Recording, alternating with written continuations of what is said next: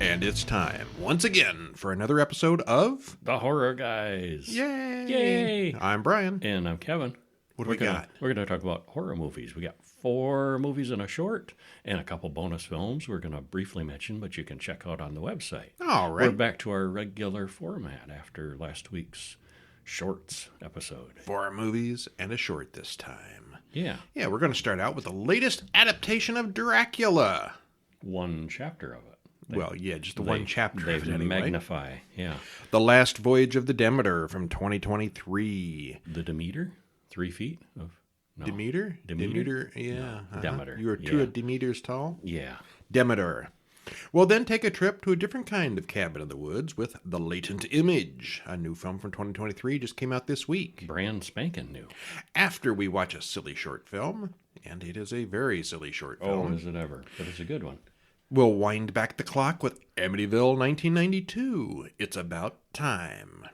And then we'll watch the action-packed, but still often terrifying, Aliens from 1986.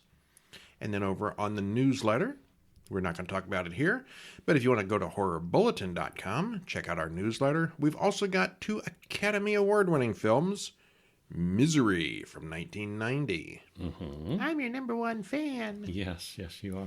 And The Picture of Dorian Gray from 1945. They had Oscars back then? They did. Yeah, they did. That one for Best Cinematography. That was a thing back then. And it's got some interesting effect where it, besides the superb cinematography, you can see how good it is. So it used the shadows and all kinds of stuff. Flashes of color. It's black and white, but, some It's shocking, color in all the right places. shocking though. flashes of color, yeah. All right. And the Horror Bulletin Monthly, our print magazine, just came out this past week. We're up to issue number 24. Hot diggity. Includes all the reviews from last month. It's got it's got all the shorts in it. So if you want to do your own little film festival, the book will help you do that. You betcha. We got a couple of new books coming up in the next few months, which we'll be talking about as the time comes. Mm-hmm. The Horror Guy's Guide to Amicus. All those Amicus films. Everybody knows about Hammer from the 60s and 70s. Their big competitor was Amicus Films, and they did a whole bunch of those anthology films is what they're probably best known for. Interesting. And that'll be out in the next couple of weeks. Also, it's not horror exactly, it's science fiction. But I don't know if we've even mentioned it here before, but besides the Horror Guys, I've also put out some old-time radio books. You remember old-time radio? When they had before there's TV? Radio shows. Yeah. Well, I've done a couple of these books. One of them is called The Old-Time Radio Listener's Guide to Dark Fantasy. And it was 29 episodes of like a horror, I don't want to say horror podcast, it was a horror radio show. Yeah, if you've ever been a fan of the TV shows like Twilight Zone and the Night Gallery and so forth, they used to do those on radio. They where did. It'd be an episode, a self-contained story. Well, nowadays you've got, scary fiction podcasts. It's the same thing, but these were, usually radio full cast shows. productions. You tune in and And then I've got a second one, the Old-Time Radio Listener's Guide to Box 13, which is not horror. It's more of a detective action show, but it was fun too. Mm-hmm. But the new one that is coming out within the next month or so is the Old-Time Radio Listener's Guide to X-1. very science fiction-y. There's like 130 episodes, and it was all, not science fiction-y, definitely science fiction. Mm-hmm. It had stories by Asimov and Arthur C. Clarke and Ray Bradbury, all those old-timey guys. There's a lot of them. And that book will also be out in the next month or so. Stop in over at BlueHouseBooks.com, which is our publisher that carries those. And those will be out shortly, within the next month or so. Of course, the Amicus book, you can just go to HorrorGuysShop.com and it'll be there. I don't know, actually, if you go to Horror Guys Shop and type in radio, you'll find it there too. Yeah. It's kind of all the same site, really. It links together. Yeah, it does. All right, well, there's enough spam for the week. Let's move on to the last... It's not spam. We have to be our own sponsor. Okay. There's our... That's our sponsorship important ad. sponsorship ad for this week. Yeah. So anyway, yeah, the two books, the X-1 and Amicus, are neither one available right now, but they will be very soon. It's coming in September, Awesome late sauce. September. And that brings us to The Last Voyage of the Demeter from 2023, directed by Andrei Ovredal, written by Bragi Schut, Zek Olkowitz, and Bram Stoker. Actually, it kind of was from Bram Stoker. Oh, it's definitely based on his story, yeah. Stars Corey Hawkins, Aisling Franciosi, Liam Cunningham, and David Dastmalchian. Hour and 58 minutes. It's kind of a long one. You can watch the trailer over at YouTube if you want. Now, spoiler-free. Well, spoilers, if you know the story of Dracula, you basically know how the story ends. Yeah. It goes poorly for the people Actually, on the watch ship. the first 5 minutes of the movie, you get to see how it ends. Yeah, actually, They yeah. show the end right They at the saw the beginning. ending first, yeah. Well, but probably because everybody doesn't know the story and they know how it ends anyway. It fills It's them like in. Titanic. The ship's going to sink. What? The ship sank? Well, spoiler-free part, it was very entertaining, taking a minor part of the Dracula story that usually gets very little movie time and expands it into a full story on its own. The use of CGI was a little heavy-handed, but there are enough practical effects to balance things out. Even knowing how things were going to work out for Dracula in the end, you still root for the characters and hold out hope for them. And we liked it very much. Yeah, we did. Now, this CGI thing is something that I've heard about. We did not see this in the theater. We watched it on TV. And it might make a difference. It might have played better on the big screen. It often does. I remember CGI. I remember the original Star Wars. You watch it on the big screen, it looked great. You watched it on the TV, and you could see outlines it around down. the ships. You could often see things like that on Star Wars. This is the same thing. Dracula, I've heard people say he looked so real in the theaters. And he does look real when, I think they're using practical effects. It's a mix, yeah. Yeah, it's a In the mix, close-ups where he speaks and stuff, it's a real guy. But I think the majority of it, when he's flying around and doing his Dracula things, he's CGI. Yeah, because And it's very obvious on TV. and he's so misshapen that it couldn't be a guy in a suit. Yeah. So it had to be CGI. It might be a motion capture thing, but it's definitely CGI when they're showing the long shots and stuff. Or maybe it's because there's actually so little obvious CGI. I mean, the boat and the actors and most of the situation, it's all real sets for the most part. I thought some of the water you could tell sometimes. The Yeah, the splashing big and long so forth. shots was probably CGI. I mean, I Yeah. don't even know if they had a real ship for this or if it was just a set. But anyway, we did like it. Yeah, it was. All right, entertaining. without spoiling the whole thing for us, tell us how we get started with this. Well, we start off, we're told in 1897, a Russian schooner was chartered to carry private cargo, consisting of 50 wooden crates from Romania to England. And when the ship arrived, it was derelict. Okay, so we know the ship arrives empty from the very first. And then we open on a group of policemen investigating a ship that's blown up in the storm. They're all smashed up on the shore at Whitby, England. They recover the captain's log, and it contains a warning, and credits roll. So we got a flashback story. Well, we cut back to 4 weeks earlier, when a caravan of gypsy wagons is carrying many boxes through town. Captain Elliot and his grandson Toby disembark from the Demeter and start looking for a new crew. Clemens tries to join up as the ship's doctor, but he's rejected. The gypsies arrive with their cargo, but they don't stay past sundown. They're mighty nervous about getting these unloaded quickly. Well, the ship's men load the many crates onto the Demeter. There's an accident. One of the guys really screws up, and so the captain takes on Clemens anyway. Fires the other guy. Well, he didn't really fire the other guy. The other guy saw the Dracula symbol logo on the the boxes. dragon logo. No, I'm not going on this boat. Yep, I'm out of here. Well, as the Demeter sets sail, the gypsies are miles away and look back with relief. Whew, got rid of that. Yeah. Toby shows Clemens around, and they meet Huck the dog. Joseph is the ship's cook. That evening, Mr. Wojak, the first mate, reports that they're making really good time for the first day. The winds are heavy and blowing in just the right direction. Captain Elliot says this will be his last voyage. He plans to retire and make Wojak his successor. Oh, he has no idea. Yeah, a nice peaceful final voyage. Yeah, right. Well, meanwhile, the boxes in the hold look mighty ominous. until one opens and all the ship rats run away. Yeah, that's not a good sign. All the food livestock goes crazy. Clement goes to check out the busted box and finds one of them has burst open with nothing but dirt inside. What the what? They're hauling boxes of dirt. Why? Oh, and there's a woman inside one of them that has popped out. Clemens wants to do a blood transfusion to save her life. Yeah, we get all the creepy, ominous stuff and the severely rats running anemic. away, and we're led to believe that that's Dracula getting out of the box. It's not. But it's a not. woman. Yeah.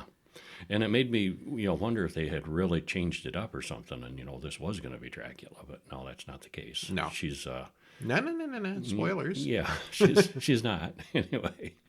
Well, while they're all distracted with this, another of the boxes opens up, and something far nastier than the girl wakes up. There he is. Yeah, Mr. Algarin sees the strange creature first, but he survives. Huck the dog isn't so lucky. Joseph finds Huck's body along with all the food animals dead. Nobody wants to stop in at port because they'll lose their bonus. And because he's the newcomer and some of the crew are racist, suspicions are cast on Clemens. Olgarin says there's a powerful evil on board. No man did this. Are we stopping there? Yeah, it's a good place We to should stop. stop there Yeah. because stuff happens. If you know the story, you know the story. There's not a huge number of great surprises, but it's very well done. It is so well done. Yeah. Yeah, about the only time I've seen the Demeter chapter of Dracula addressed was in part 2 of the BBC version a few years ago. Mm-hmm. And Yeah, we- the 2020 BBC. Yeah, we do have a... Well, that's on our website if you want to search horrorguys.com for 2020 BBC Dracula. And the second episode of that was pretty much all the Demeter stuff. And that installment of the series I thought was the best of the 3 episodes, so it only makes sense for someone to do a feature film of that mini-story. Mm-hmm. The isolation and claustrophobia of a ship, along with the superstitious sailors, makes this very tense. The fact that we all knew how it was going to end doesn't help. And the creature's look is based on 1922's Nosferatu, and he looks and acts like a shaky, weak, bat-like animal who is powerful but is not getting enough blood. He doesn't look anything like Christopher Lee Bela Lugosi or even Gary Oldman. No, he doesn't. Through most of the film, though, he is a CGI creature. Other than the CGI creature, the performances are all good. Clemens, okay, he survives at the end. Sort of a spoiler there. Spoil it. Yeah. It does set up kind of a possibility for a sequel. But, of course, with it, that really shouldn't happen if you've read the book. Mm-hmm. But it still just- could. They it could just squeeze, ends- They could squeeze another story They in could, between. yeah, they could. Yeah. It just ends with him swearing to defeat Dracula, but his character never shows up in the books, so we know he doesn't. But overall, we thought it was very good. We Yes, liked it. Yes, we did. All right, well, what is next? The Latent Image, a brand new one. Brand new. We were privileged enough to see this really before it was...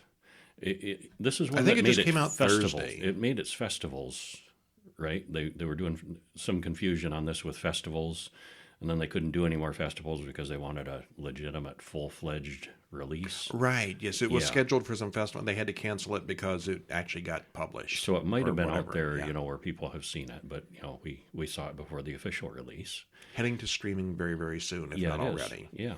Directed by Alexander McGregor Burrell, written by him and also Joshua Tonks. Stars Joshua Tonks, Jay Clift, and William Tippery, hour and 23 minutes.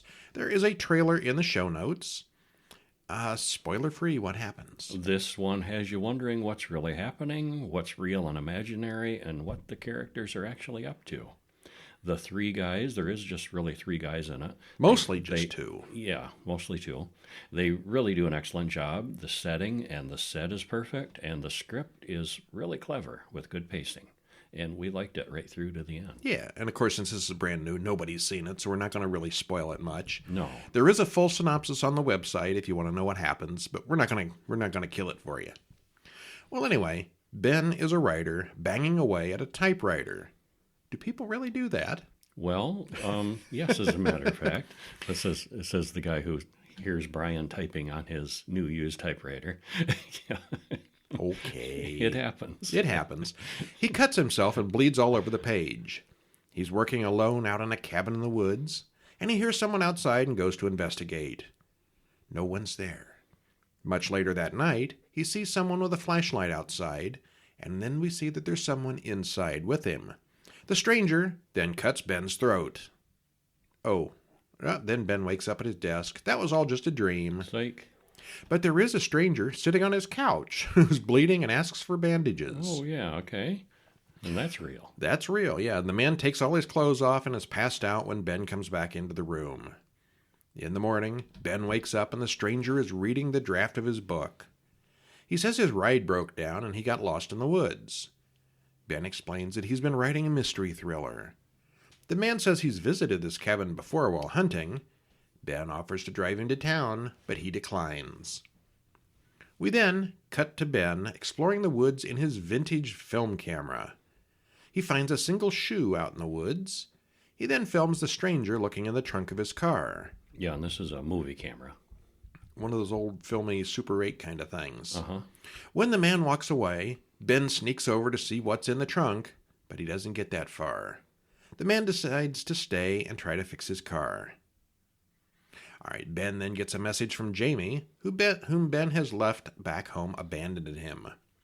The man has left his jacket on the kitchen chair, and Ben smells it before putting it on. Jamie shows up, and he's Ben's boyfriend.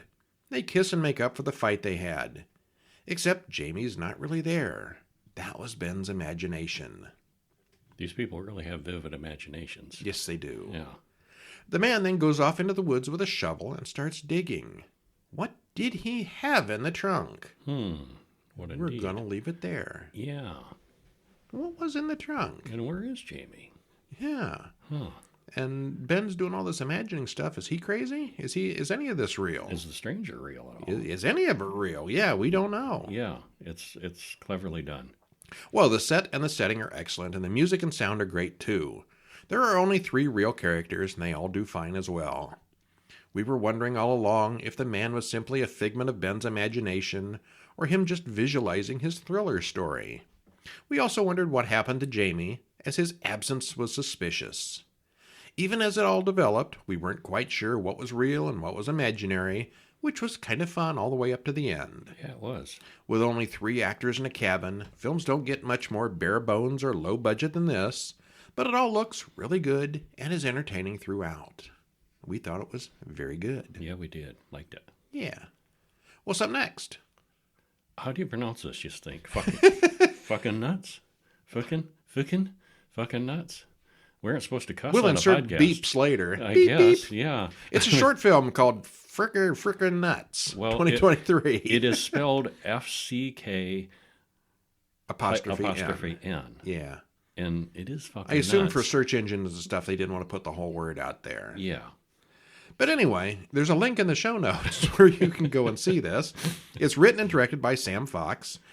Stars Maddie Nichols, Christopher Rydell, William E. Harris, and Vincent Stalba. Almost 12 minutes long. Oh, and it is just a trailer for it because this is in the festivals for now. Oh, okay. So you can't go to YouTube and watch it, but you can watch the trailer and get an idea. But when you get a chance to see it, you really should. Yeah. So anyway, after some over-the-top titles, we open on Sandy, who calls Dan to talk. When your girlfriend calls and wants to talk, it's never good. No. Dan is outside with the flowers, so she runs outside and tells him that he never should have come here. He declares his love for her, but she doesn't seem happy to hear it. She says her family are nuts. Really? Really nuts. We get some strange glimpses of Sandy's family inside. All right, well, this is the very definition of nuts, which is what she says at one point. It's got an interesting, hypersaturated lighting scheme, and the acting is very good for this story. Yeah, it's kind of over-the-top hammy acting, but it's right for this story. The lighting reminded me of the color, the Munsters movie. Very, very bright. Yeah, yes. very bright background colors. And, It's dark, but it's bright, it's too. dark and bright at the same time. Yeah. You pretty much know how it's going to go. It's just a matter of the reveal. So it's got a lot more suspense than anything else. And, that reveal is something. It is, yeah. Yeah, this was really good. We liked it. Yeah, we So did. keep your eye out for that one. It's going to be, well, I don't know. It's at the festivals now. It'll be around eventually. I bet it'll be an award winner. It's nuts. It's crazy.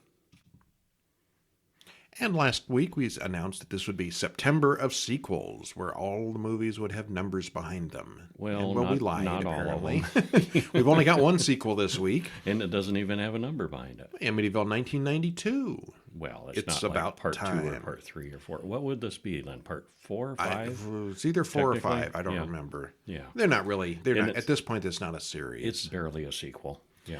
Directed by Tony Randell, written by John G. Jones, Christopher DeFaria, and Antonio Toro, stars Stephen Mocht, Sean Weatherly, Megan Ward, and Damon Martin. Hour and 35 minutes. Trailer in the show notes. Spoiler free. Bad things happen because of a clock from the Amityville house, because of reasons. It's got some interesting ideas here and there, but it's unexplained and it's fairly random. There is a story and some characters you kind of care about, but it's not a great sequel. In fact, it's so thinly connected to the first movie that it's a stretch to call it a sequel. Yeah, it is. Yeah. Yeah, I think I enjoyed it more than you did. I was more forgiving of it than you were, but yeah, to call it an Amityville movie. And the Amityville franchise has an issue with that. well, the first, I believe, 3 movies were based on books and were tied to the Amityville house, the real Amityville story. This is, I think, the first one that we've covered that really just goes off the rails and just puts random stuff and puts the word Amity in front of it. And it was based on a spin-off story, but, very, very far spun off. Yeah, yeah. Okay, so, wow, yeah. Shall I tell people about it? It's our loser of the week, let's put it that way. Yeah. Okay, Well, tell people about it. Well, we open in the Phase 2 models of Burlwood Estates. Looks more like a neighborhood from Poltergeist than the one from the Amityville Horror. It's a McMansion's, suburbs kind of thing. It's a big, sprawling suburb where all the houses kind of look the same and they're all brand new. Well, Jacob comes home. He's the architect who is somehow involved with this project, and he's just come home from another project, and he brought home an antique clock that the whole family thinks is creepy. It came from one of those houses we tore down for the development. A creepy old woman outside sees the house change into the Amityville house for a moment. Those scary windows. Yes, there's just a flash of it, so you know it's Amityville. Well, Andrea isn't the kid's mother. She was just there to watch them and take care of the family while Jacob was out of town. Jacob invites her to spend the night. She's seeing Leonard, but Jacob is very persuasive, and they have the sweatiest sex ever. What do you think? They just turned the hose on both of them? Oh, boy, did they hose them down. It would Yeah. stop being fun if it was that hot. Yeah. Well, downstairs, the clock does some strange things involving a drill and razor-like knives. It's like drilling into the mantle and expanding. Well, Peaches the dog doesn't like the clock and barks angrily. So the son, Rusty, puts her back outside into the rain. Rusty flips a light switch, and their modern living room becomes a torture chamber. Turns the light back on, it's normal. Turns it off, looks weird. He's got a weird thing going. Well, it's very awkward in the morning when Andrea is still there to see the kids off, and I think the kids know what happened. Yes. Yes. Jacob goes for a run, but is attacked by the vicious Peaches the dog, who isn't their dog. And there was some confusion on that. Well, the dog was in the house the dog was previous in the night. They house, were all playing and- with the dog, but it's not their dog. And Rusty was acting like it was his dog, but it's not their dog. Let's just invite the neighbor's dog over for dinner. Well, Jacob is badly injured, but he also does some real damage to the dog. We cut to Andrea in the hospital afterward. The dog treats Andrea like Jacob's wife, and she doesn't appreciate that. Well, Rusty skips school to play chess with Iris. That's the old neighbor who was watching the building change last night. He tells her what he saw. It's very old, and it's traveled a long way, she says, of the clock. Andrea and Rusty go to see the dog's owner, but the dog is just fine. That apparently wasn't Peaches who attacked Jacob. Yes, it was. No, it wasn't. It was, but it wasn't, yeah. Well, Rusty tries to tell Andrea about their weird room switcheroo, but she doesn't listen. Rusty experiences another time shift, about 3 hours. Lisa, the sister, offers to give Andrea her room, while Lisa sleeps in the living room. And at 3 a.m., something invisible crawls into the bed with Andrea. Andrea imagines seeing some kind of blood monster in her bed and then lets Lisa out of the living room where she got locked in. Well, Peaches the dog is killed that night, and the police come looking for Rusty, thinking he did it. Meanwhile, Jacob is obsessed with drawing the original Amityville house and clocks. Police want to know about Rusty's friends, but Rusty isn't cooperative. Andrea's real boyfriend, Leonard, comes over with food. And Leonard has Andrea and Jacob's relationship completely figured out, and Andrea agrees with him. As they talk, the neighbor's hedges catch on fire. Well, Rusty's inside playing the guitar, so he has no idea what's going on, but also no alibi. Leonard wants and insists that Andrea needs to get out of there. Well, Leonard goes downstairs and runs into Jacob, who isn't really Jacob. And he talks about hurting people before pulling out a pistol. And then he vanishes into thin air. Now, Leonard is... Now, wait a minute here. Leonard is not happy about is this. sleeping with Jacob. With Jacob, occasionally. But Leonard is the boyfriend. Yeah. And the boyfriend is staying at the house with Jacob Andrea. and... With Andrea in Lisa's room. Yeah. Yeah. So the boyfriend is there in the other boyfriend's house. Mm-hmm. They're both sleeping with the same woman. Yeah. And, okay, yeah, that's uncomfortable. A little bit. Yeah. Yeah. Well, and Lisa looks at herself. Oh, yeah. Meanwhile, while this is going on, Lisa looks at herself in the mirror, but the mirror version does things different than the real her. It's just kind of a mashup of weird stuff. Yeah. Well, morning comes and Lisa is dressed all slutty, like she's changed since last night. The one in the mirror took over. Yeah. I'm guessing. I'm just guessing. Yeah, I'm guessing. Yeah. Well, Rusty goes to see Iris, tells her about all the weird stuff. She believes him. He describes the torture chamber he saw in the living room, and she shows him a picture of a room in a book, and it was the house of a 15th century child murderer and cannibal. You know, if I'm a 15th century child murderer and cannibal, I'm not going to invite someone to draw pictures of my torture chamber. And where did this come from? How does this relate to the Amityville house, which is not... Okay, oh, yeah. Yeah. Well, she opens her house on Amityville and sees the clock in a picture from there. So apparently the clock was in this cannibal guy's house, was in the Amityville house. Now it's in their house. The clock doesn't look that old. The clock soaked up some evil, I guess. Yeah. Well, through a weird series of coincidences, right out of Final Destination, this was a cool scene, actually. Iris is impaled by a diaper truck mascot. What? Yes, you have to see it to believe it. Rusty goes through her things, and he finds the pictures of the Amityville clock, and that's when the police arrest him, because reasons. What do they arrest him for? Probably killing the dog, or setting the bushes on fire, or one of the many things he's being suspicious of. Just because they think he's naughty. Breaking into the neighbor's house and stealing her pictures. It's a little vague, yeah. Well, Lisa lures her boyfriend into the basement and has him get undressed. He melts into the floor, screaming all the way down. What? Where'd that come from?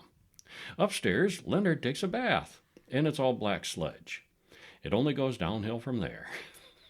In the main bedroom, Jacob wakes up and he's looking possessed. Because he's possessed for some reason. Yeah, this is a really bad clock. Andrea sees something scary in Jacob's office before she finds Leonard's body hanging from a wire. Rusty comes from nowhere and tells Andrea about the Amityville clock. Rusty goes looking for Lisa, but all the windows and doors are sealed. Jacob attacks Andrea, throwing her through the wall, while Sister Lisa tries to seduce Brother Rusty upstairs. Things are getting crazy. Yeah, pretty crazy. Things are all very hectic until Andrea stabs Jacob in the dog bite in his leg until he passes out. Ow. Yeah. Well, Andrea notices that Rusty is now a baby. The clock did something to him by running backwards. He escapes out the front door. Andrea goes to smash the clock, but she finds gears inside the walls instead. The whole house has been taken over by the clock. She turns on the gas fireplace as the clock runs forward and ages her. And Andrea, who is now looking about 100 years old, strikes a lighter and the house explodes, throwing the clock into another dimension.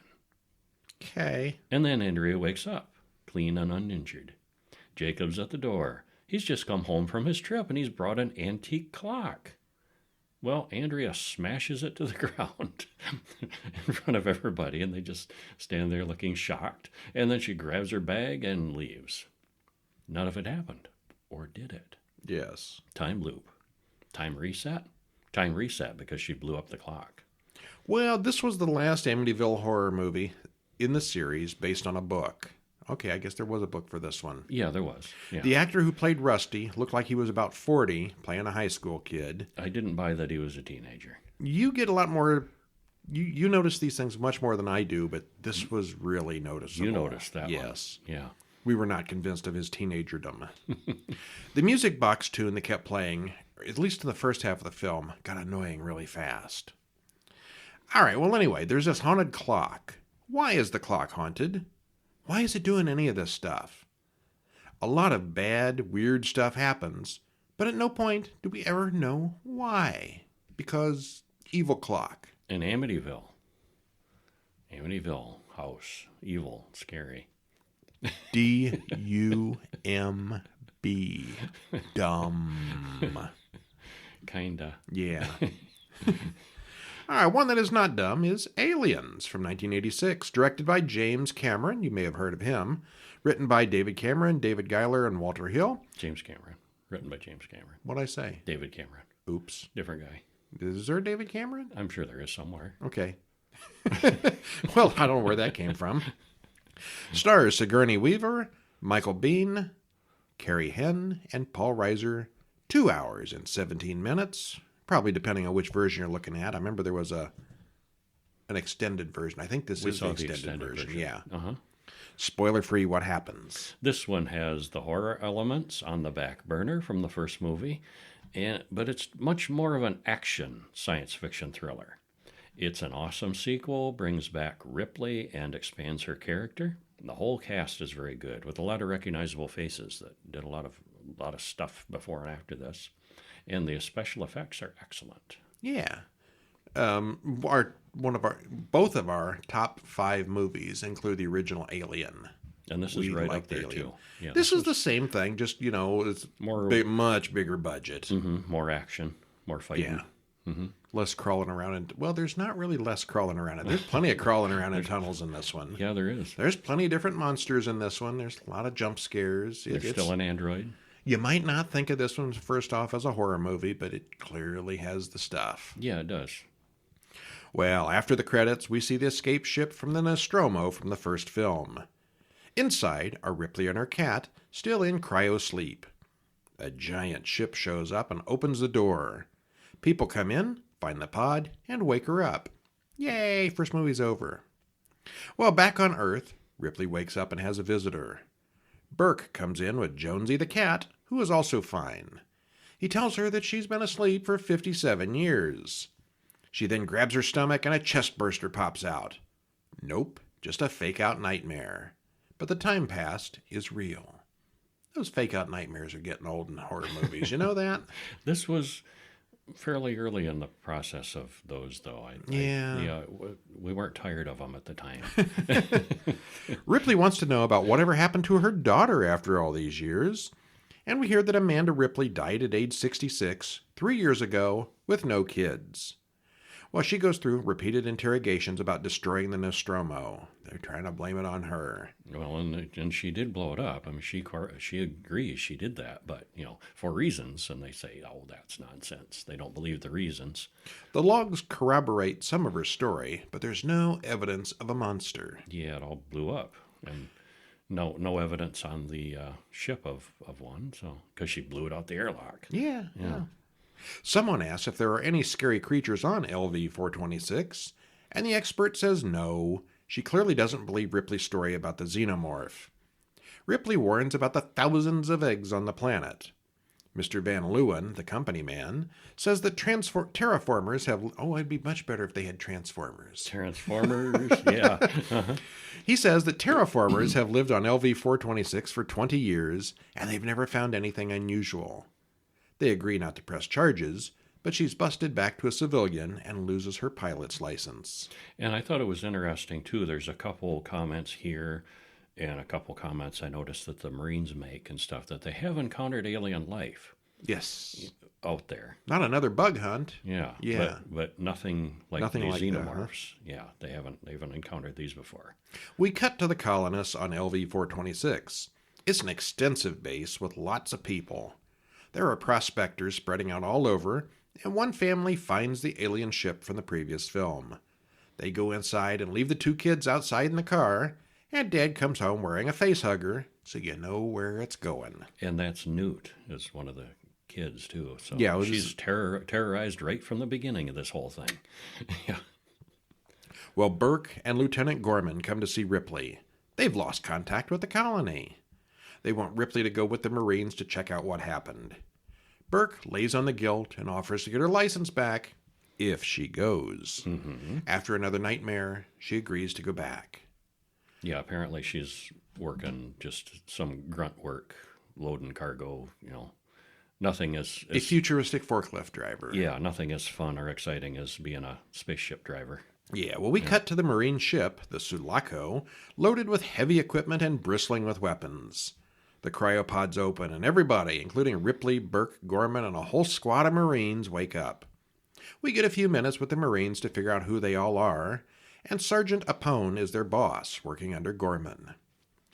The Marines get Bishop to do a trick with a knife, and Ripley is terrified when she finds out he's an android with white blood. Whoops. Her last experience with an android didn't go so well. That was unpleasant. Yeah.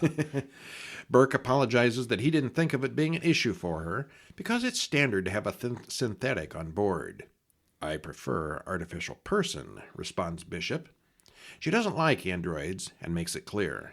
Yeah, and Bishop, he's their cook and, general handyman and, kind of like a servant, almost as, that they've got him along for, But he's like, I'm shocked. Was it an earlier model? And, he said, well, our behavioral inhibitors. Those were now, always a little buggy. Yeah, they were buggy. Our behavioral models now don't allow that. I'm trying to think of the future episodes, Alien 3 and so forth, that were there artificial synthetic people in those? Yes, there were. There were, okay. It's Yeah. been a long time since I've seen the third or fourth one. Yeah, there were.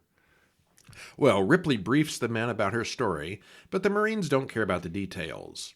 Hudson is a wisecracker, but Gorman isn't putting up with this crap. They all get ready to land, and Ripley works in a big loader machine, sort of a robotic forklift. Hicks and Apone are impressed with her. Literally everyone loads into the dropship, and they leave the big ship in orbit as they land. And this was the first issue that I had with this movie. Everyone Everyone. goes to the surface. They don't leave anyone on board the orbiting spaceship. This is a military operation. How could they? Why would they? Yeah.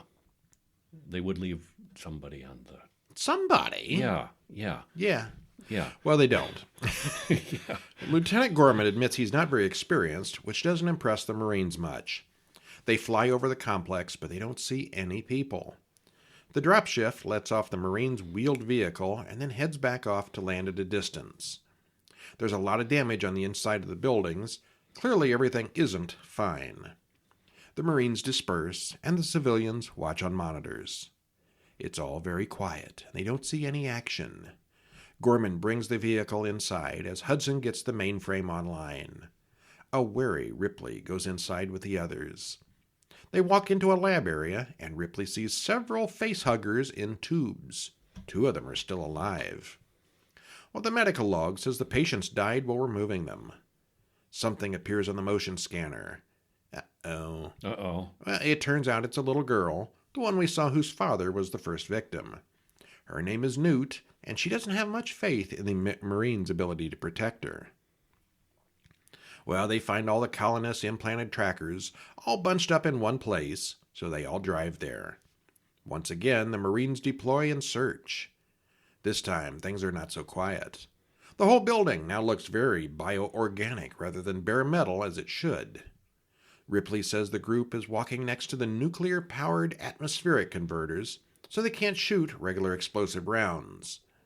Everyone gives... and it's funny. She's the one that notices this. Yes. I mean, here's Burke, who knows all about these, these big machines that are... What they're doing is they're basically nuclear-powered things that are converting the atmosphere into air, into breathable air. and he doesn't notice, and the military people, and she's like, what's under there? Aren't those the coolers? And Burke's like, oh my God, we can't, those are nuclear, we can't shoot there. Well, everyone then gives up their ammunition except for a couple of the Marines. They start finding the colonists, but they're not all dead. Not exactly. Not exactly. Yeah. They watch a chest burster pop out of one of them, and the Marines burn it. This alerts the main group of aliens, who now attack the Marines. Things go south very quickly. Yeah, that's quite a battle scene. Vasquez and Drake start firing live rounds as Hudson panics. Sergeant Apone gets killed, and Gorman doesn't know what to do next. Ripley takes over and drives the vehicle inside to save whoever's left. After a super hectic battle scene, the vehicle parks outside, and a bunch of people have died. Mm-hmm. Ripley wants to nuke the entire site from orbit, and Hudson's all in on that. Yeah, he's in charge now. No, Hicks is in charge. Hicks now. is in charge. Hudson's just but a Hudson's whiner. like, yeah, let's do get that. out of here. Burke, on the other hand, says that the facility is worth a fortune. Hicks is now in charge, so he calls the ship for an evac. The dropship, however, has been off eating lunch or something with the back door open, and an alien kills the pilot. The second issue that I had, militarily. Okay, it's a military operation. They're going there unknown. Expecting an alien invasion of some sort. Yeah, expecting the worst. Military. Should stand by, be alert. And they're just hanging out in the ship with the door open, the back door wide open. Yeah, the ramp. Yeah, just hanging out. The two of them. There's two of them on the dropship. Well, the dropship crashes explosively. Yeah. Well, everyone takes some time to regroup and plan.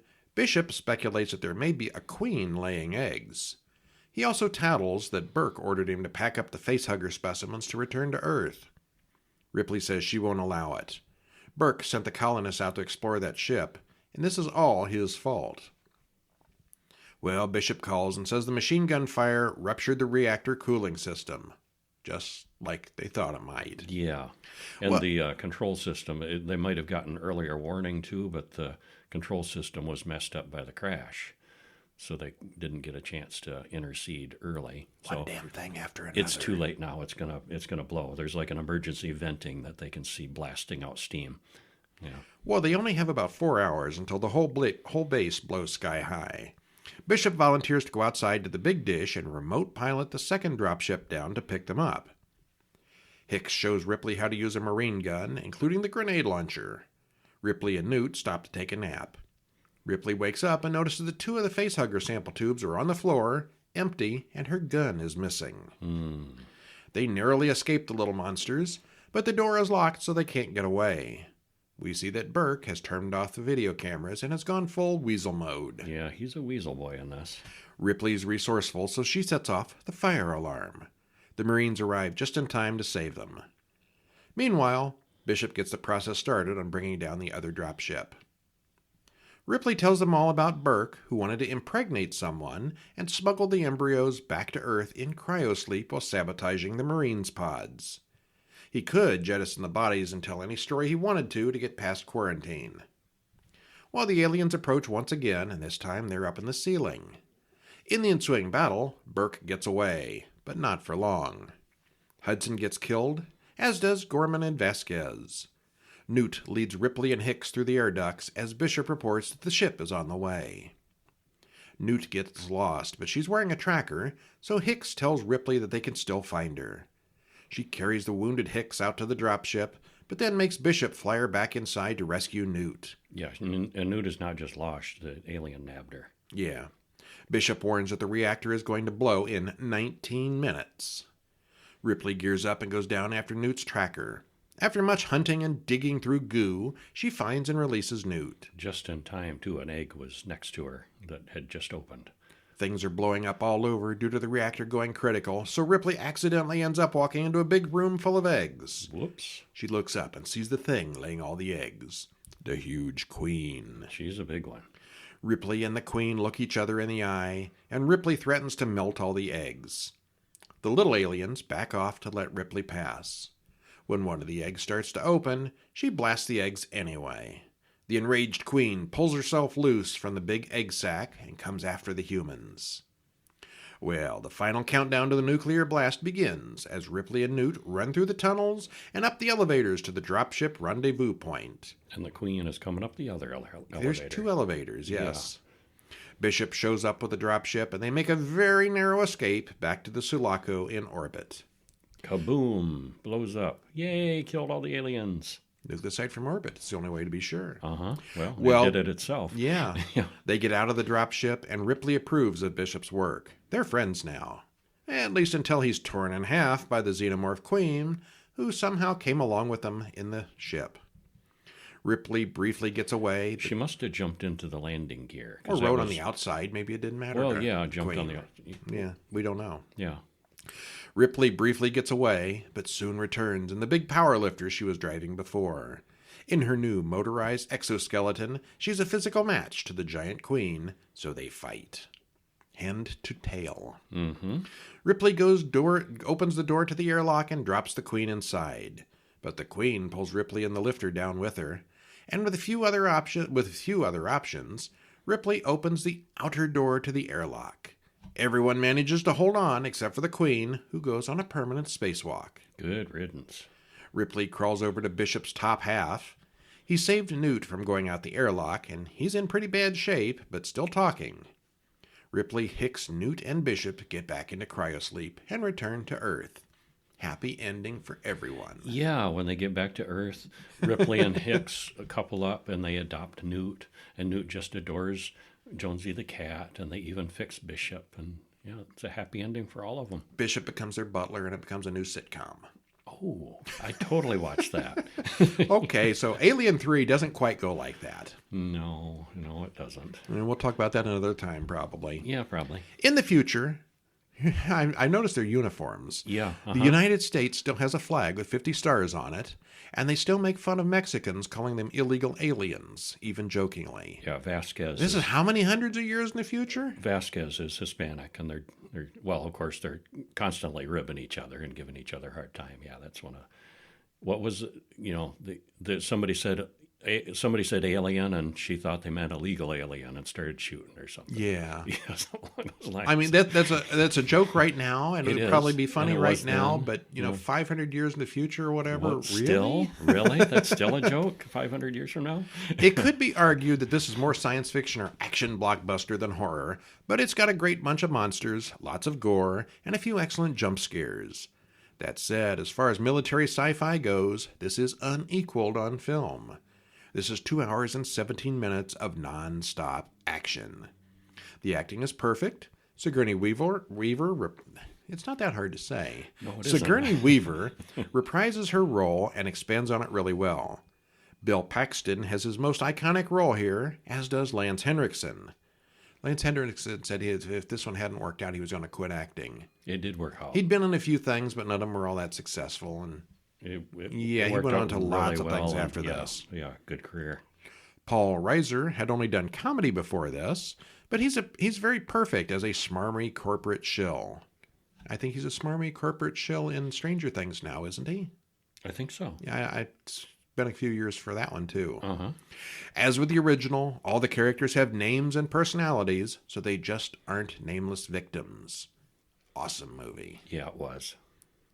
And that's all we're going to go into in detail this week. If you want to go over to horrorbulletin.com, you can also read our reviews of 1990's Misery with James Caan and Kathy Bates. That was an excellent one. Yeah, I've seen this.